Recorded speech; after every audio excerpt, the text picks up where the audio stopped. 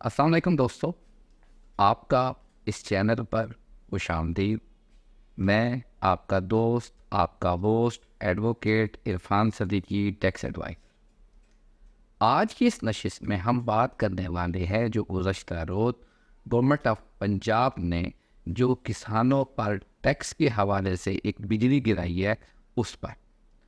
कितना टैक्स पहले था, कितना टैक्स अब लगा दिया, क्या हकीकत है, क्या अफसाना है, आज की इस नशिस्त में हम इस पर बात करेंगे। आज की इस नशिस्त पर हम बात करने वाले हैं कि 1997 में जब ज़राअत पर टैक्स लगाया गया तो वो कितना था, फिर उसमें तब्दीली कब हुई, अब क्या रेट होगा। आज जो टैक्स लगाया गया है, जो बिल पास किया गया है, तो उसके मुताबिक किसान कैसे अपना सर्वाइवल कर। तो आज की नशिस्त में हमारे साथ रहिएगा।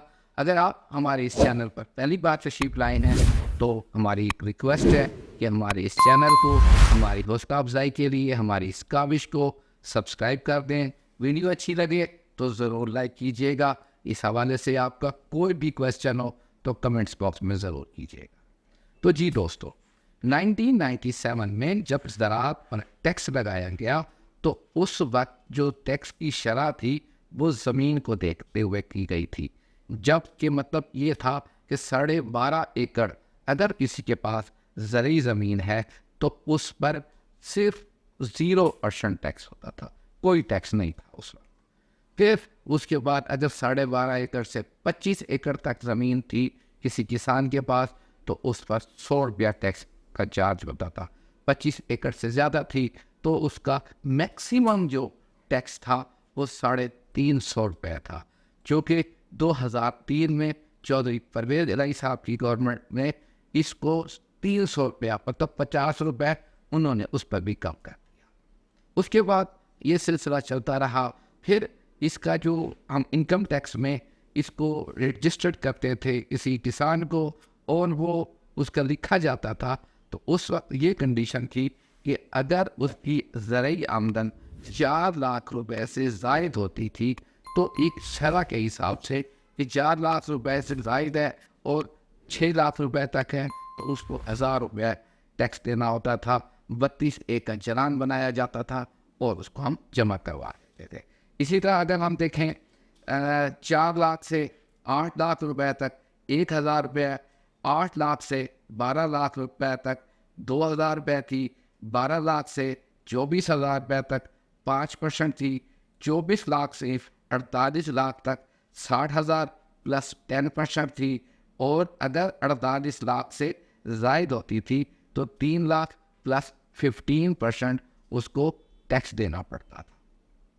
तो ये सूरत हाल अगर हम माजी की देखें तो ये होता था। लेकिन मौजूदा गवर्नमेंट ने IMF के कहने के मुताबिक कि IMF के हुक्म के मुताबिक कि जनाब आपको इस पे टैक्स लेना है।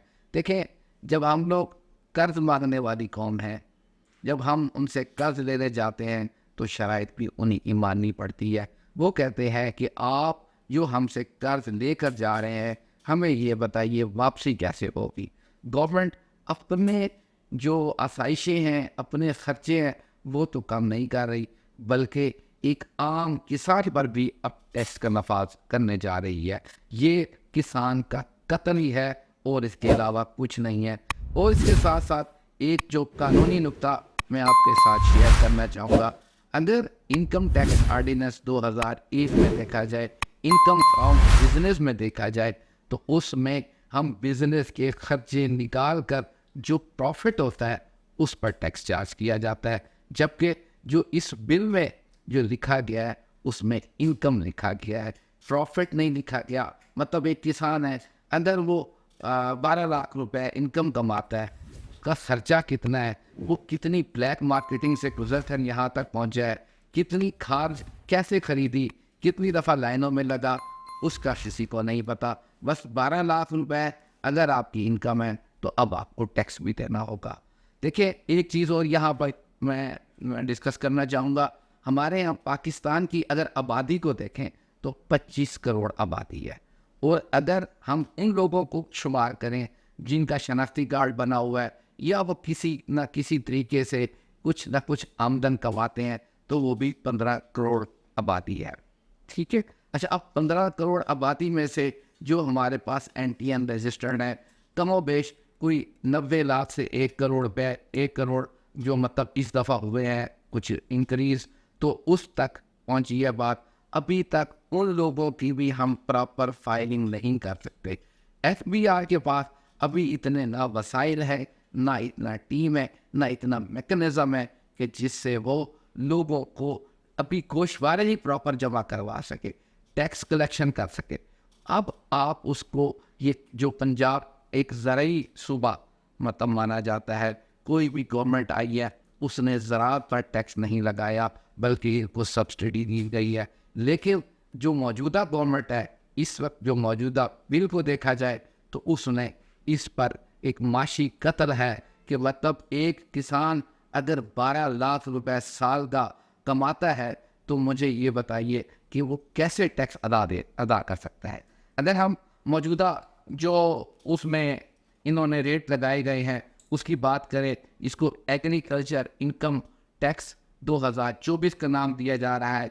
उसमें अगर आप देखें तो 6 लाख से 12 लाख रुपए तक अगर वो आमदन कमाता है, इनकम होती है, तो उसका 15% मतलब उसको टैक्स की मद में देना पड़ेगा।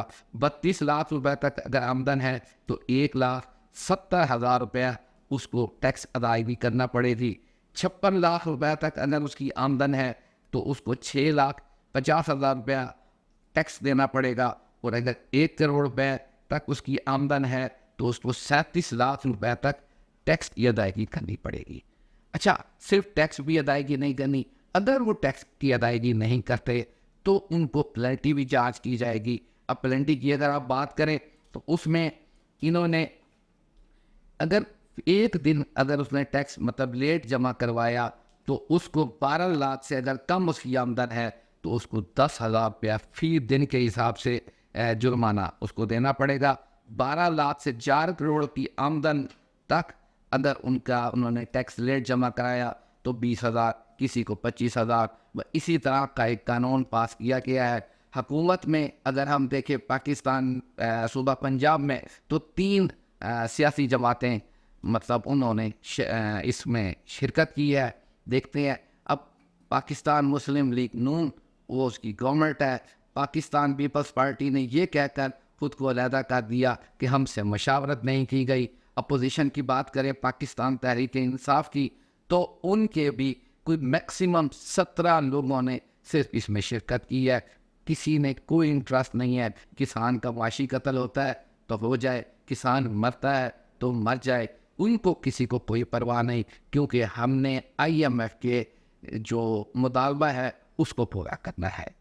अब इस सूरत हाल में जब हमारे यहाँ एक अनाज है, कपास है, ये इसको सब्सिडी मिलनी चाहिए ताकि हमारी एक्सपोर्ट बढ़े। गुज़श्ता अगर आप गंदम की बात करें तो उस वक्त भी किसान के पास गंदम का कोई रेट नहीं मिला। अगर अब मौजूदा फसल की बात करें तो किसान परेशान है कि इसको किस रेट पर बेचना है, कैसे बेचना है, खर्चे कैसे पूरे होंगे। जहाँ नहरी ज़मीनें हैं तो वहाँ क्या मामला कुछ और है, लेकिन गवर्नमेंट ने ये एक बिजली गिरा दी है। अब इसका कब तक ये पास होता है, जब तक पास होगा ये बिल उस वक्त तक ये मामला ये कंप्लीट हो जाएगा। आपको अगर ये वीडियो अच्छी लगी, आप अगर मेरी बात से मुत्तफिक हैं तो मेरी वीडियो को ज़रूर कमेंट्स कीजिएगा। अपने कमेंट से मुझे बताइएगा कि आप हमारी इस गुफ्तगू से कितना एग्रीड हैं। अगर आप चाहते हैं कि किसान का कत्ल आम ना हो तो ज़रूर कमेंट्स कीजिए ताकि ये हमारी गुफ्तगू अरबाब इख्तियार तक पहुँचे और वो कोई अकल के नाखून ले। आपने हमें वक्त दिया, आपने अपने लिए वक्त निकाला, आपका बहुत शुक्रिया। परवरदिगार आलम आपको आसानियाँ अता फरमाए और आसानियाँ तकसीम करने का शर्फ अता फरमाए। बहुत शुक्रिया। अल्लाह निगहबान।